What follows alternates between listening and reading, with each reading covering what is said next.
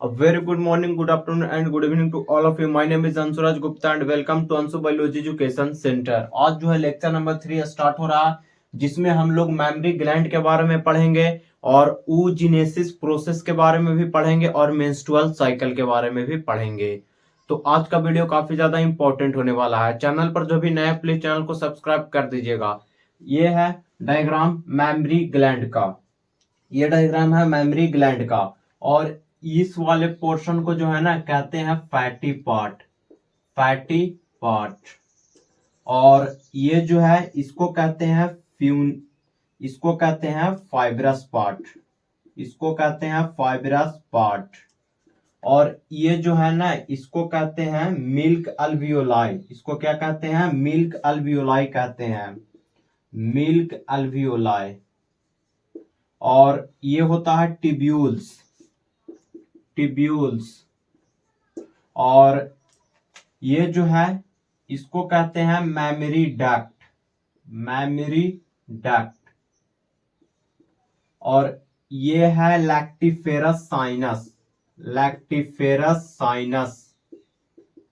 उसके बाद होता है इसको कहते हैं लैक्टिफेरस डक्ट, लैक्टिफेरस डक्ट। ये मिल्क अल्वियोलाई हो गया। ये फैटी पार्ट है, इसी से जो है ना साइज जो है इसी पे एक प्रकार से बोल सकते हैं कि डिपेंड करता है। जितना ज्यादा फैटी पार्ट होगा उतना जो है ना मेमोरी ग्लैंड लार्ज होता है। तो ये है डायग्राम मेमोरी ग्लैंड का। इसमें जो है ना इससे जो है ना नरिशमेंट प्रोवाइड हो रहा है। अब नरिशमेंट जो है वो किस में प्रोवाइड हो रहा है? तो प्रोजेनी में प्रोवाइड हो रहा है। मतलब प्रोजेनी को जो है ना नरिशमेंट इसी से मिल रहा है। तो ये काफी ज्यादा इंपॉर्टेंट है।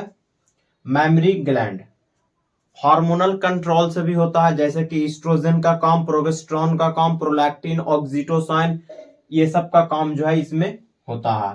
प्रोलैक्टिन जो है वो मिल्क का प्रोडक्शन करता है, ऑक्सीटोसिन जो है ना वो उससे के कारण जो है मिल्क का इजेक्शन होता है, उसके कारण मिल्क का इजेक्शन होता है।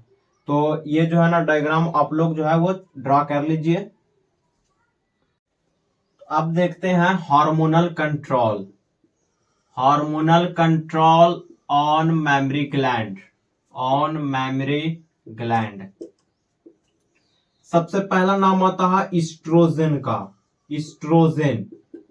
ये जो है ना ये डेवलप करता है, डेवलप फाइब्रस और एक था फैटी, फैटी पार्ट, इसको डेवलप करता है। डक्टल सिस्टम को जो है ये डेवलप करता है।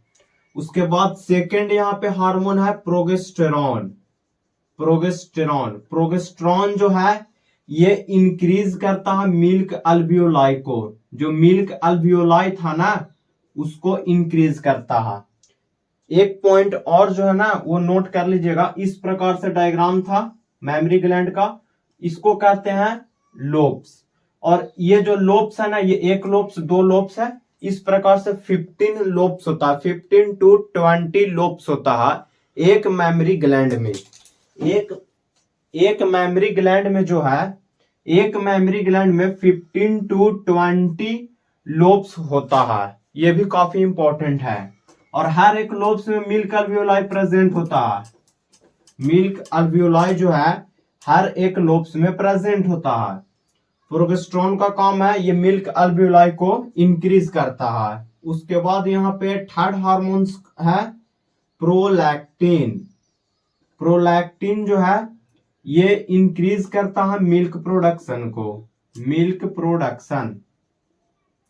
उसके बाद यहाँ पे फोर्थ एक है HPL, human placental lactogen, human placental lactogen इसका फुल फॉर्म है, ह्यूमन प्लेसेंटल लैक्टोजेन। इसका भी काम यही है, lactogen increase milk production, milk को यही प्रोडक्शन करता है, प्रोलैक्टिन और HPL।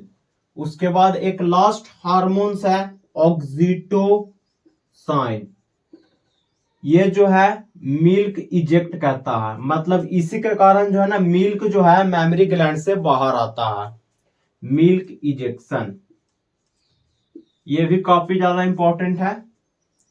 ये है टोटल से 5 hormonal control on mammary gland. Oestrogen का काम है फाइब्रस पार्ट, फैटी पार्ट, जितना भी डक्टल सिस्टम है ये सबको डेवलप करता है। प्रोजेस्टेरोन का काम है कि मिल्क अल्वियोलाई को जो है ना वो इंक्रीज करता है।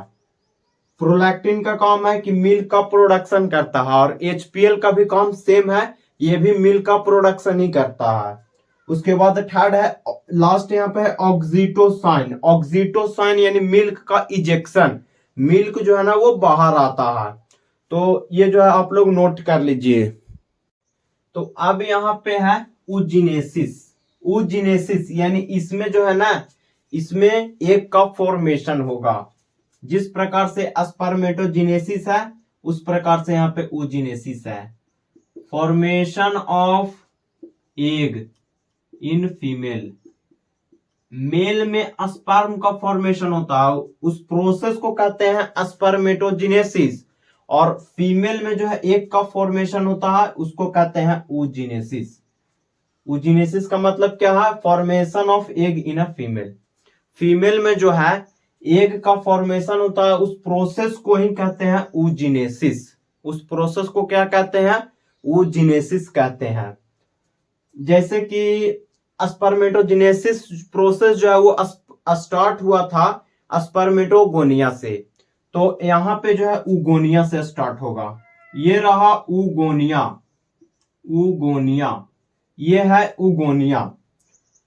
स्पर्मेटोगोनिया में जो है ना माइटोसिस हो रहा था, तो इसमें भी माइटोसिस होगा।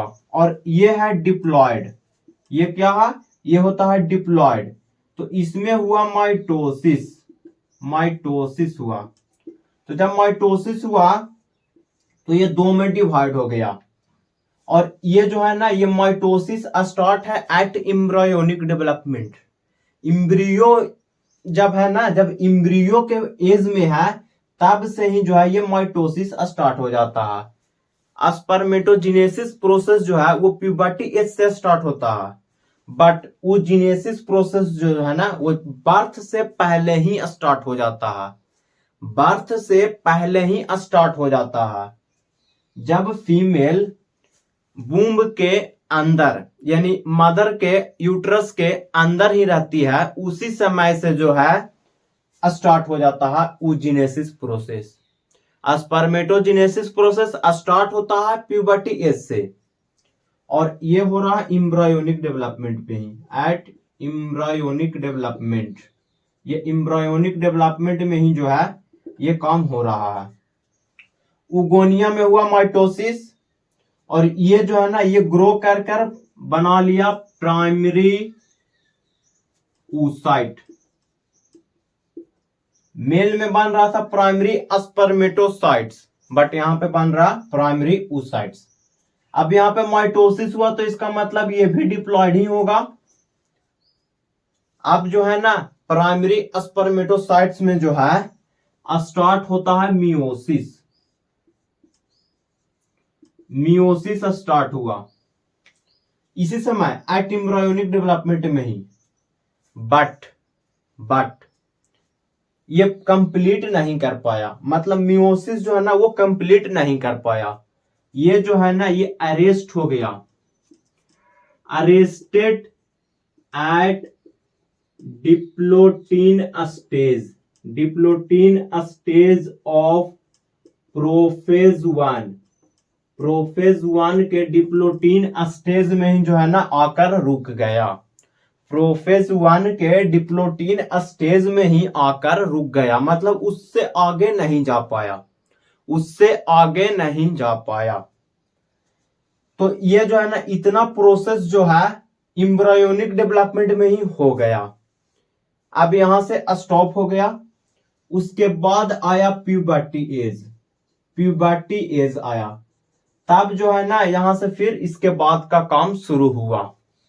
तो जब इसके बाद का काम शुरू हुआ तो प्राइमरी से जो है प्राइमरी, ये रहा प्राइमरी ये रहा प्राइमरी oocytes, ये है प्राइमरी oocytes जो कि डिप्लॉयड है, जो क्या है? डिप्लॉयड है। तो अब इसमें हुआ मियोसिस, मियोसिस 1 हुआ, कुछ कुछ मियोसिस जो हो चुका था बट पूरी तरह से कंप्लीट नहीं कर पाया था। तो अब जो है ये कंप्लीट करेगा एट प्यूबर्टी एज पे। अब कहां पे करेगा? प्यूबर्टी एज पे पहुंचने के बाद जो है मियोसिस 1 कंप्लीट होगा। तो अब मियोसिस 1 से बना यहां पे secondary sperm, secondary oocytes, secondary oocytes का फॉर्मेशन हुआ, सेकेंडरी oocytes बना, सेकेंडरी oocytes बन गया। बट यहां पे दो नहीं बनता है, एक ही बनता है। एक बनता है पोलर बॉडी, एक बनता है पोलर बॉडी, छोटा सा बनता है, सिर्फ न्यूक्लियस को हाफ करने के लिए मियोसिस होता है। तो ये जो है ना सेकेंडरी oocyte है, ये हैप्लॉइड हो गया क्योंकि मियोसिस हुआ, तो ये हैप्लॉइड हो गया। और ये जो है ना ये फर्स्ट पोलर बॉडी का फॉर्मेशन हुआ, first polar body, first polar body जो आगे जाकर डिजेनरेट हो जाएगा, जो आगे जाकर क्या हो जाएगा? डिजेनरेट हो जाएगा आगे जाकर। तो यहां पे जो है ना इसी से हमें मतलब है, ये फर्स्ट पोलर बॉडी से कुछ लेना देना नहीं है, सिर्फ और सिर्फ न्यूक्लियस को हाफ करने के लिए यहां पे ये फर्स्ट पोलर बॉडी का फॉर्मेशन किया गया, बाकी कुछ नहीं है। यहां पे बना सिर्फ एक ही सेकेंडरी oocytes। तो अब जो है ये है सेकेंडरी oocytes, ये क्या है? ये सेकेंडरी oocytes है, सेकेंडरी oocytes है। तो ये सेकेंडरी oocytes में जो है ना मियोसिस 2 होगा, मियोसिस 1 हुआ तो मियोसिस 2 होगा।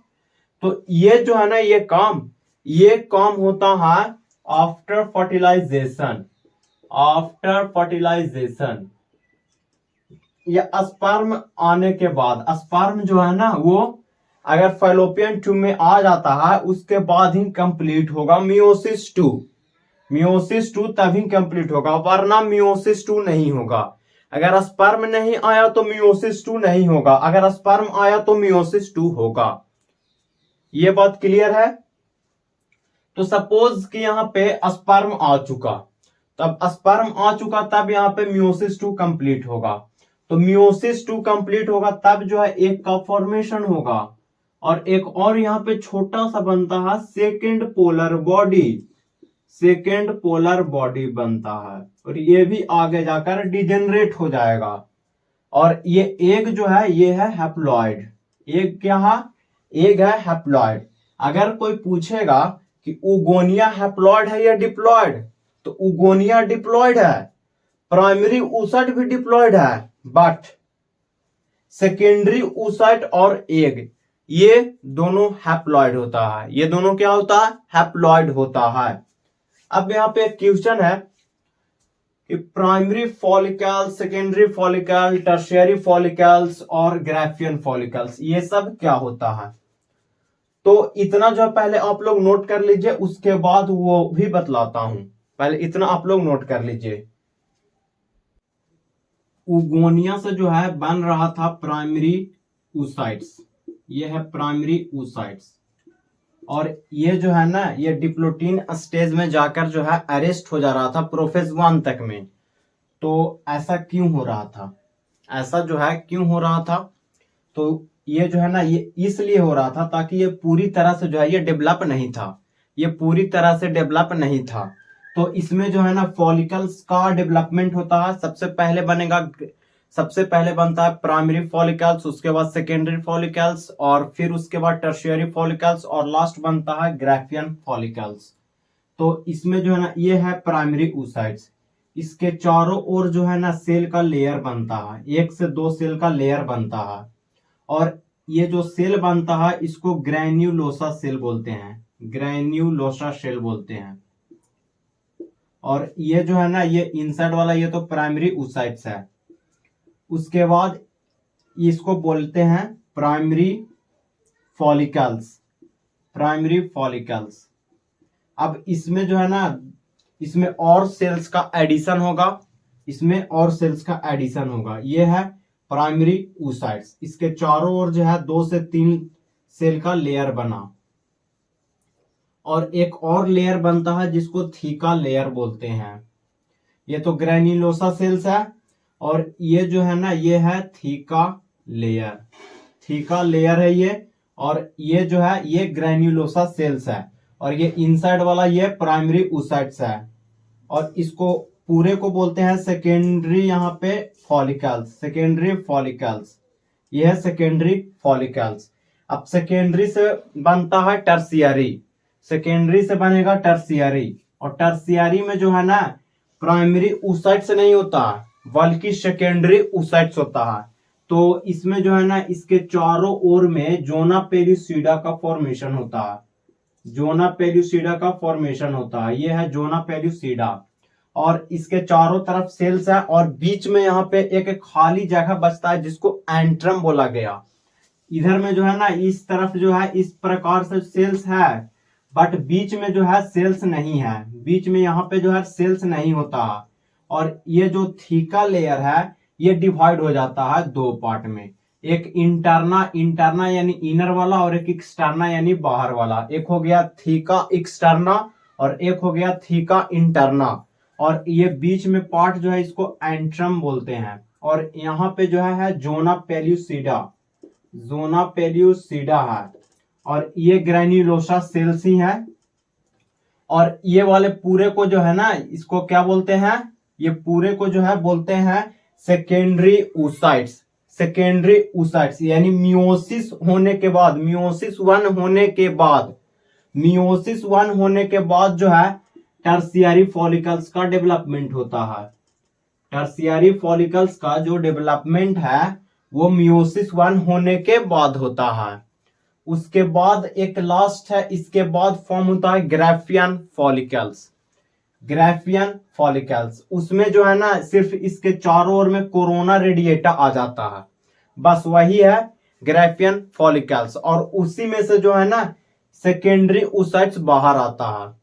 जैसे इस प्रकार से ग्राफियन फॉलिकल्स का डायग्राम है, ये है, ये सेकेंडरी oocytes है, ये सेकेंडरी oocytes है। ये इसके चारों तरफ में जो है, इसके चारों तरफ में आ जाता है कोरोना रेडिएटा, और बीच में ये है ग्रेन्युलोसा सेल्स। और ये वाला जो पार्ट है ये एंट्रम है, और यहाँ पे ये थीका लेयर हो गया, एक इंटरना और एक एक्सटर्ना। इस प्रकार से जो है डायग्राम होता है। ये बीच में एंट्रम वाला पोर्शन है, ये ग्रेन्युलोसा सेल्स है, ये थीका लेयर, और ये थीका इंटरना है, और ये थीका एक्सटर्ना है। और ये इनर वाला जो है ना ये इसको कहा गया सेकेंडरी oocytes। और ये जो है ना यही बाहर आता है, और जब स्पर्म आता है तभी जो है इसमें जो है मियोसिस 2 होगा, वरना मियोसिस 2 नहीं होता है, वरना मियोसिस 2 नहीं होता। ये है ग्राफियन फॉलिकल्स, ग्राफियन फॉलिकल्स। इसी में से जो है प्राइमरी oocytes बाहर आएगा, और बाकी का जो बचा हुआ पोर्शन रहेगा ना वो कॉर्पस ल्यूटियम बनाता है, जो अभी हम लोग डिस्कस करेंगे। तो इतना जो है आप लोग नोट कर लीजिए। अब यहाँ पे टॉपिक है मेंस्ट्रुअल साइकिल। मेंस्ट्रुअल साइकिल जो है ये क्या होता है, तो ये होता है साइक्लिक चेंजेस है, साइक्लिक चेंजेस विच आकर इन, किसमें होता है, फीमेल में होता है, और फीमेल प्राइमेट्स में होता है, female primates, due to which bleeding आकर, जिसमें क्या होता है ब्लीडिंग होता है, ब्लीडिंग आकर। इसी को कहते हैं मेंस्ट्रुअल साइकिल। साइक्लिक चेंजेस होता है जो फीमेल प्रीमेट्स में होता है, किसमें होता है, फीमेल प्रीमेट्स में होता है, नॉन प्रीमेट्स में नहीं होता है, और मेल में भी नहीं होता है, फीमेल प्रीमेट्स में ही होगा और किसी में नहीं होगा। और नॉन प्रीमेट्स में जो है ना वो होता है एक और फेज होता है, वो अभी हम लोग देखेंगे, उसको कहते हैं ईस्ट्रस फेज। उसको क्या कहते हैं, ईस्ट्रस फेज कहते हैं, जो नॉन प्रीमेट्स में होता है, वो अभी हम लोग देखेंगे। साइक्लिक चेंजेस होता है फीमेल प्रीमेट्स में, जिसमें ब्लीडिंग होता है, इंडोमेट्रियम का जो लाइनिंग बना हुआ है वो जो है वो झड़ जाता है, जिसके कारण ब्लीडिंग होता है, उसी को कहते हैं मेंस्ट्रुअल साइकिल। और ये 4 फेज में होता है, टोटल से जो है ना 4 फेजेस में होता है। सबसे पहला फेज होता है मेंस्ट्रुअल फेज, मेंस्ट्रुअल फेज होता है जिसमें ब्लीडिंग अकर होगा, जिसमें क्या होगा, ब्लीडिंग का अकर होता है। और ये जो है ना मेंस्ट्रुअल फेज फर्स्ट डे से लेकर के डे 5 तक होता है। मतलब कि एक दिन से 5 दिन तक मेंस्ट्रुअल फेज होता है, जिसमें ब्लीडिंग होता है। जिसमें क्या हो रहा है? ब्लीडिंग अकर, ब्लीडिंग हो रहा है। हार्मोन्स जो है ना वो काफी लो होता है। इस्ट्रोजन लो है, प्रोजेस्टेरोन लो है, एफएसएच लो है और एलएच भी लो होता है। तो सारा जितना भी हार्मोन्स जो है ना इसमें लो होता है। लो इस्ट्रोजन है, लो प्रोजेस्टेरोन होता है, लो प्रोजेस्टेरोन। और एफएसएच भी जो है ना, एफएसएच भी जो है ये भी लो होता है। लो एफएसएच फॉलिकल स्टिमुलेटिंग हार्मोन। और एक होता है LH luteinising hormones. Follicle stimulating hormones नहीं है तो फॉलिकल्स का डेवलपमेंट हो ही नहीं रहा। तो यहाँ पे जो है फॉलिकल्स का डेवलपमेंट इसमें नहीं हो रहा है। ये फेज में सिर्फ और सिर्फ ब्लीडिंग होता है। ये फेज में सिर्फ और सिर्फ ब्लीडिंग होता है। ये रहा फर्स्ट फेज। उसके बाद यहाँ पे एक सेकेंड फेज आता है जिसका नाम है, सेकेंड फेज का नाम है यहाँ पे प्रोलिफेरेटिव फेज। क्या कहते हैं उसको? प्रोलिफेरेटिव फेज कहते हैं। Proliferative phase. इसमें जो है ना, इसमें अब जो है ना एफएसएच जो है वो इंक्रीज होगा। अब एफएसएच अगर इंक्रीज हो रहा है तो इसमें फॉलिकल्स का डेवलपमेंट होगा। तो इसमें जो है फॉलिकल्स का डेवलपमेंट होगा। फॉलिकल्स डेवलप, यहां से जो है फॉलिकल्स डेवलप करना स्टार्ट कर देगा। तो ये फेज जो है ना ये 6 से लेकर के डे 13 तक होता है, क्योंकि उसके बाद जो है डे 13 के बाद डे 14 आता है जिसमें ओव्यूलेशन होता है। एक का रिलीज होगा, उसी को कहते हैं ओव्यूलेशन। तो 6 डेज से लेकर के 13 डेज तक जो है ना ये फेज को प्रोलिफेरेटिव फेज बोलते हैं। इसको क्या बोलते हैं? प्रोलिफेरेटिव फेज बोलते हैं। तो इसमें फॉलिकल्स का जो है डेवलपमेंट हो रहा है। ग्राफियन फॉलिकल्स तक डेवलपमेंट होता है। उसके बाद जो है ना ये सेकेंडरी ऊसाइट्स जो है वो रिलीज होता है। सेकेंडरी ऊसाइट्स रिलीज होता है, उसी को कहते हैं ओव्यूलेशन। उसी को कहते हैं ओव्यूलेशन। तो इसमें जो है फॉलिकल्स का डेवलपमेंट हो गया। उसके बाद यहाँ पे थर्ड पॉइंट है ओव्यूलेशन। ओव्यूलेशन जो है ना ये डे 14 पे हो रहा है। और इसमें जो है ना इसमें हो रहा है secondary oocytes, secondary oocytes develop. Secondary oocytes जो है ना ये, या फिर ये भी लिख सकते हैं secondary oocytes release from, secondary oocytes release from, कहां से रिलीज हो रहा है? ग्राफियन फॉलिकल से। ग्राफियन फॉलिकल से जो है रिलीज हुआ। और बाकी जो बचा हुआ पार्ट होता है वो कॉर्पस ल्यूटियम बना लेता है, वो फोर्थ फेज में होता है। थर्ड में यहाँ पे क्या है? ओव्यूलेशन है जो डे 14 पे होता है। इसमें क्या होता है? सेकेंडरी ऊसाइट्स जो है ये रिलीज होगा ग्राफियन फॉलिकल से। ग्राफियन फॉलिकल्स प्रोलिफेरेटिव फेज में ही बन चुका है। ग्राफियन फॉलिकल्स प्रोलिफेरेटिव फेज में ही बन चुका है। अब उसी में से जो है ना सेकेंडरी ऊसाइट्स रिलीज होता है। तो इतना जो है आप लोग नोट कर लीजिए। एक लास्ट फेज है ल्यूटियल फेज। ल्यूटियल फेज, इसको जो है सेक्रेटरी फेज भी बोलते हैं। सेक्रेटरी फेज, इसको क्या बोलते हैं? सेक्रेटरी फेज भी बोलते हैं। अब ये जो है लास्ट फेज है। तो 14th के बाद जो है डे 15 से लेकर के डे 28 तक होता है। 28 दिन तक होता है। 15 से 28 दिन तक के जो है फेज होता है उसको ल्यूटियल फेज बोलते हैं। इसमें कॉर्पस ल्यूटियम का फॉर्मेशन होता है। Corpus luteum develop. Corpus luteum कहां से बना? ग्राफियन फॉलिकल्स का जो पार्ट बचा हुआ था सेकेंडरी ऊसाइट्स को छोड़कर, corona radiata, granulosa cells, theca layer, ये सब जो बचा हुआ था इसी से बना कॉर्पस ल्यूटियम। कॉर्पस ल्यूटियम जो है ये सेक्रीट करता है प्रोजेस्टेरॉन को। प्रोजेस्टेरॉन, ये यहाँ पे जो है प्रोजेस्टेरॉन का लेवल हाई हुआ और कुछ इस्ट्रोजन को भी सेक्रेट करता है। इस्ट्रोजन। मेंस्ट्रुअल साइकिल में 2 साइकिल चलता है, एक ओवेरियन साइकिल चलता है और एक यूटेराइन साइकिल चलता है। टोटल से 2 साइकिल इसमें चलता है। ल्यूटियल फेज में कॉर्पस ल्यूटियम, ल्यूटियल फेज यानी कॉर्पस ल्यूटियम का फॉर्मेशन हो रहा है। और कॉर्पस ल्यूटियम जो है ये प्रोजेस्टेरॉन और इस्ट्रोजन को जो है सेक्रीट करता है। तो इस प्रकार से जो है मेंस्ट्रुअल साइकिल का फेजेस है। तो उसके बाद जो है एक यहाँ पे नोट में लिख लीजिए कि मेंस्ट्रुअल साइकिल जब स्टार्ट होता है, menstrual cycle start in female, start होता है, इसको बोलते हैं मेनार्कीज। और जब स्टॉप होता है menstrual cycle in female, stop, permanent stoppage हो जाता है, परमानेंट स्टॉपेज हो जाता है, उसको कहते हैं मेनोपॉज, मेनोपॉज।